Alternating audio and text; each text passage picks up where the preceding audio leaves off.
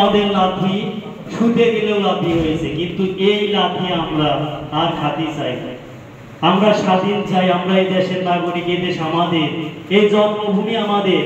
আমরা উঠতে বসতে সংখ্যালঘু হয়ে আমাদের শিকার হতে হয়, সংখ্যালঘু, কিন্তু আমরা সংখ্যাগুরুতে পরিণত হতে পারি না। আমরা এই দেশের মানুষ, এ দেশ আমার, আপনার, সবাই। কিন্তু আসেন সবাই একত্রিত হয়ে আমরা এই দল শক্তিশালী করে বাংলাদেশ জামাত ইসলাম যাতে সংসদে যেতে পারে, আমরা সেই প্রার্থনা করব বা কাজ করব। একজন যদি আরেকজনকে বুঝানো যায়, মহানবী হযরত সাল্লাল্লাহু আলাইহি সাল্লাম তিনিও কিন্তু সবাই একত্রিত হয়ে তিনি পরীক্ষা খনন করেছিলেন। আমরা 2 এর বইতে পড়েছি, 2 বইতে।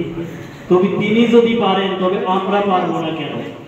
আসেন সবাই একত্রিত হয়ে বাংলাদেশ জামাত ইসলামকে শক্তি করে সেই সংসদ ভবনে আমরা যদি প্রতিষ্ঠিত করতে পারি, তাহলে আমাদের সুযোগ সুবিধে এই সংখ্যালঘুর গালাগালি যাতে না শুনতে হয়, আমাদের বাড়ি ঘর যাতে আর না জ্বালানো হয়।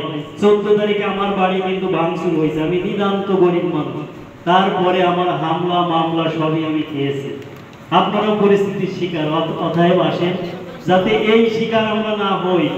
বাংলাদেশ জামাত ইসলাম সুযোগ সুবিধে, আমার প্রোটেকশন, আমার নিরাপত্তা, আমার সবাই, আমার মা বোন কলেজে যাবে, আমার ভাই, আমার এই ব্যবসা কাণ্ড করে খেতে হবে, কিন্তু চাঁদা যাতে আমাদের না দিতে হয়।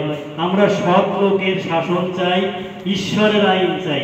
এটা যদি চালু করতে হয়, একমাত্র জামাত ইসলাম ছাড়া কেউ পারবেন না।